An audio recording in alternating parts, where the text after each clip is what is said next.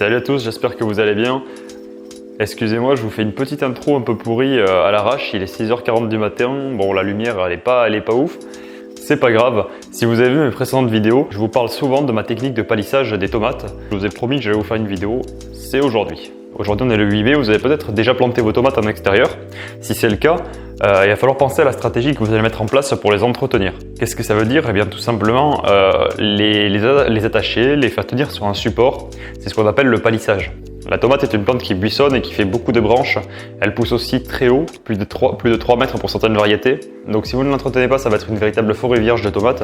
Vous allez favoriser le développement des maladies comme le mildiou, parce que les feuilles vont être en contact du sol et donc de l'humidité. Vous allez aussi avoir une récolte très médiocre. C'est vraiment pas l'idéal, je vous conseille vraiment d'entretenir vos pieds de tomates. Et c'est ce que je vais vous montrer aujourd'hui avec une technique super simple que je vois très peu de monde utiliser.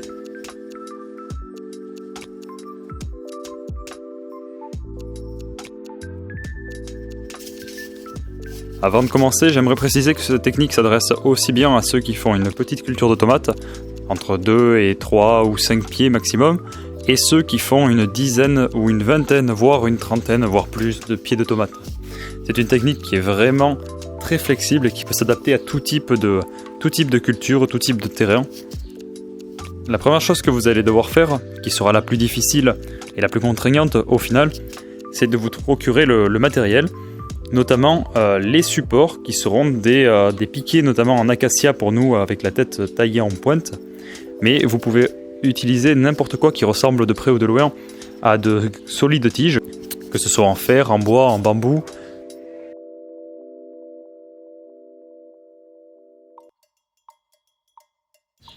Alors il vous faut à peu près un piquet pour 5 pieds de tomates, en rajoutant les 2 extrémités évidemment. Donc si vous avez 5 pieds de tomates, il vous faudra 2 piquets.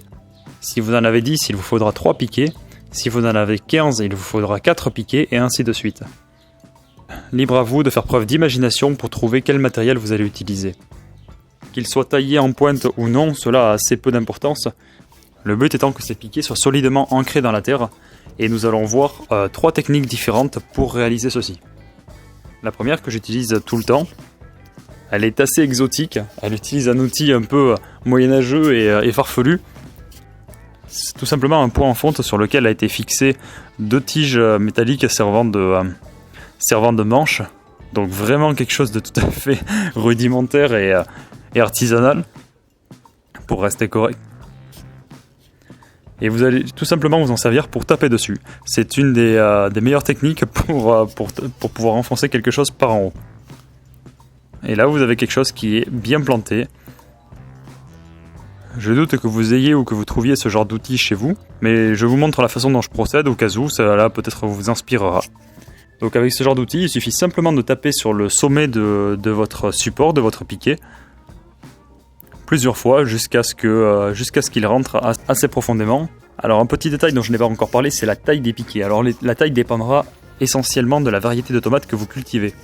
Certaines tomates peuvent pousser très haut, plus de 3 mètres, alors que d'autres vont rester assez petites. Il faudra adapter évidemment la taille de vos supports en fonction.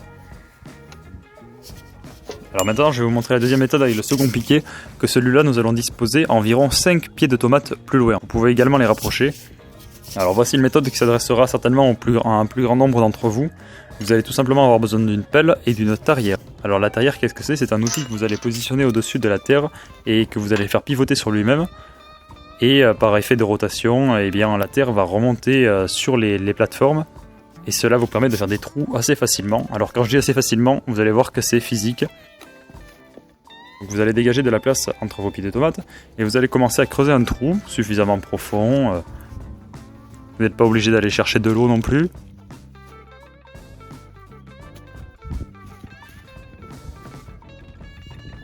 Et vous allez ensuite prendre votre tarière. Alors on en trouve dans absolument toutes les jardineries.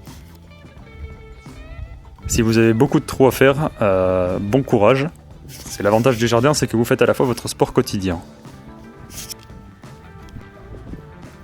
Une fois votre trou fait, d'environ aussi 20-30 cm, juste assez profond, alors là vous jugez, juste assez profond pour que votre piquet tienne, vous allez tout simplement disposer votre support.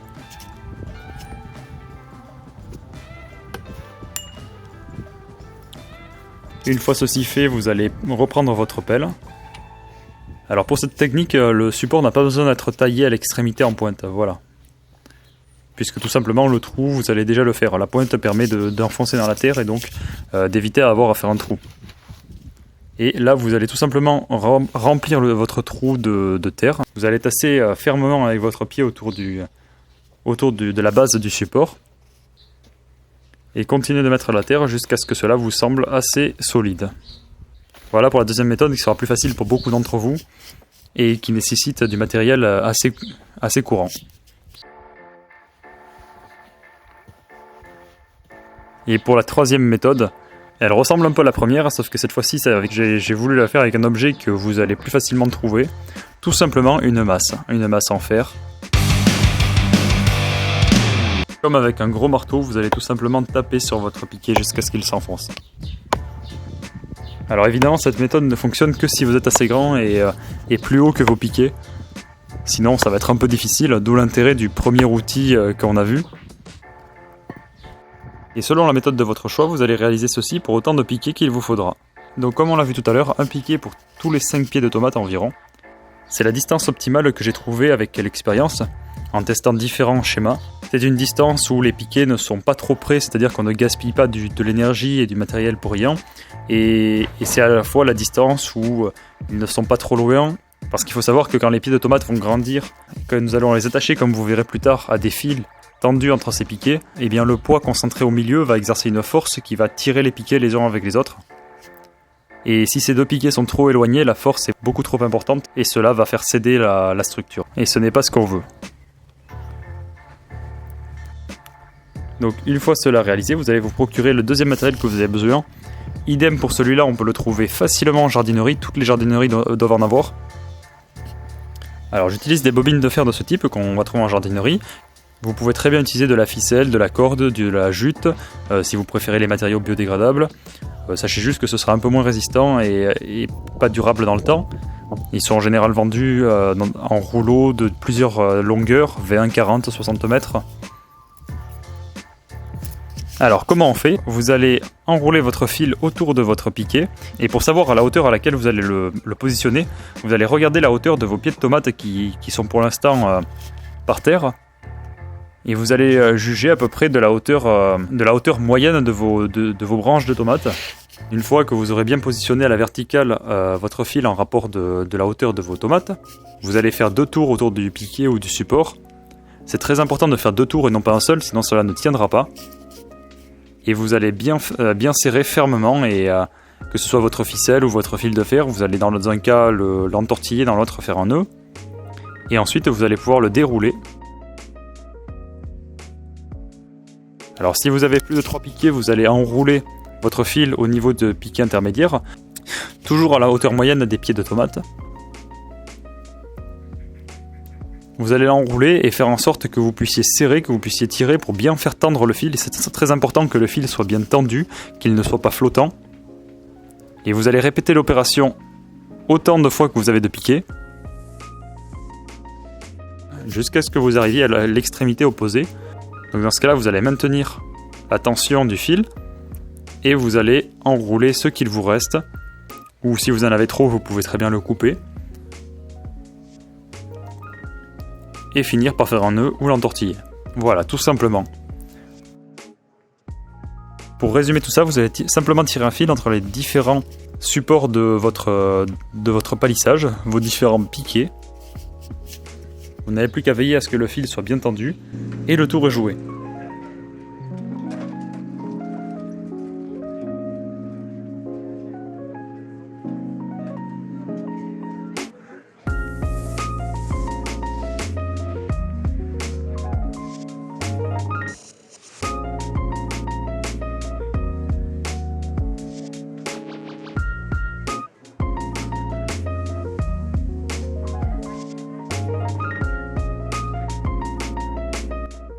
Alors voilà notre structure qui est en place. Nous allons voir à présent comment nous allons attacher ces tomates.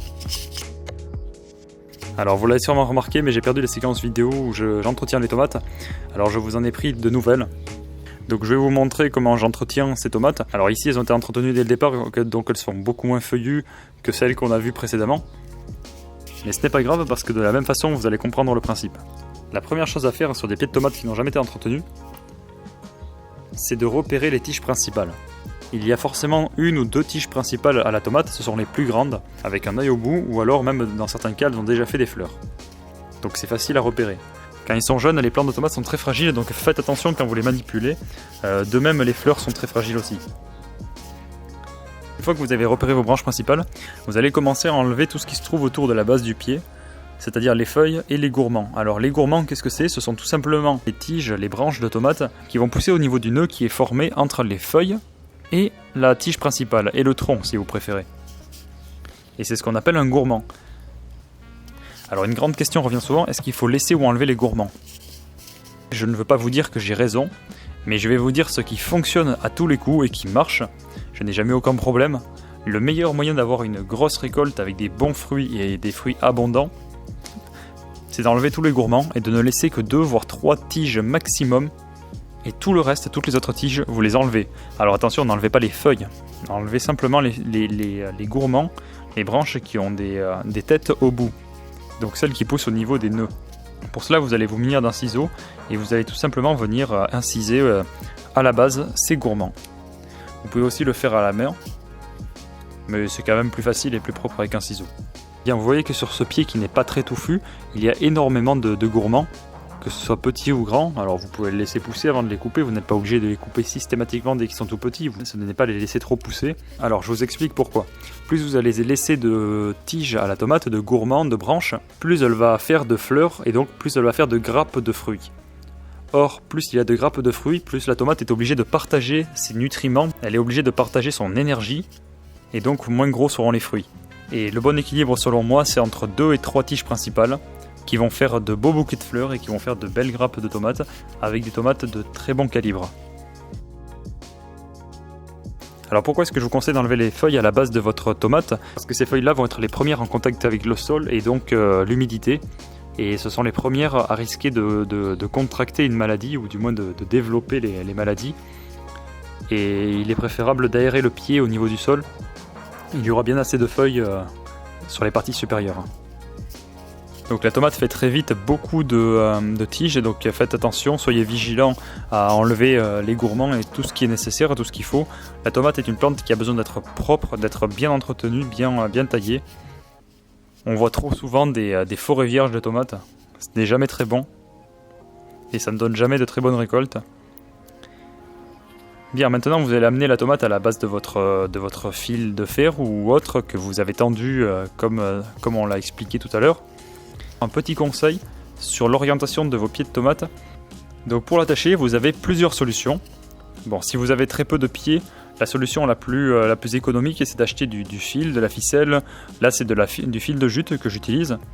Et vous allez tout simplement faire un nœud. Alors ne le serrez pas trop parce que la tomate va s'épaissir, va grossir, et ça pourrait l'empêcher de s'épaissir correctement. Donc vous allez simplement faire un nœud autour de la tige de la tomate en y prenant le fil avec. Faites un nœud assez large, pas trop serré autour de la tige de la tomate pour lui permettre de se développer, de grossir, mais bien attaché pour qu'il ne se défasse pas. En fait, vous avez une autre technique. Vous allez pouvoir acheter une machine de ce type-là, de la marque Max Tapener. Tapener, c'est tout simplement une marque d'attache, c'est une sorte d'agrafeuse avec des fils. Je vais vous montrer comment ça fonctionne. Vous avez tout simplement un ruban en plastique.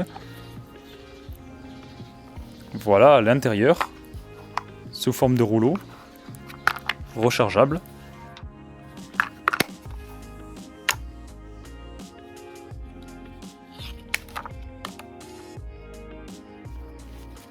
Et dans le compartiment du dessus, vous avez une ligne d'agrafe. Donc c'est tout simplement une grosse agrafeuse à laquelle on a rajouté du ruban en plastique. Et vous allez voir,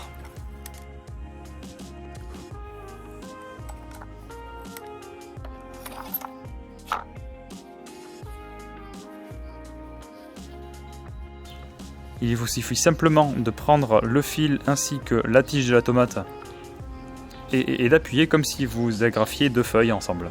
Et cela est vraiment très efficace et très rapide pour attacher les tomates à leur support. D'autant plus que c'est un ruban un peu élastique qui va s'étirer avec le temps. Donc la tomate n'aura pas de souci pour grandir. Donc si vous avez un petit peu d'argent à investir là-dedans, ça s'appelle Max Tapener. Vous allez trouver ça en ligne, ça doit tout coûter une trentaine ou une quarantaine d'euros la machine. Et vraiment pas grand-chose pour les recharges, peut-être 2 ou 3 euros tout compris. Et là vous avez vos tomates qui sont parfaitement bien attachées. Vous pouvez même couper la deuxième tête si vous voulez en garder uniquement 2 ou 3. Et vous avez vos tomates qui sont parfaitement attachées et qui sont prêtes à s'épanouir. Maintenant, vous imaginez bien que vos tomates vont pousser, elles vont pousser en hauteur. Eh bien, vous n'avez plus qu'à recommencer l'opération. Une fois que vous l'avez fait, après, ça devient instinctif, ça devient très facile. Il vous suffit juste de tirer un autre fil 30 cm ou 20 cm plus haut selon la pousse de vos tomates et de refaire les mêmes manipulations pour les attacher aussi haut que vous le pouvez. Vous voyez, c'est vraiment très simple, très économique et je peux vous assurer qu'il n'y a pas plus efficace.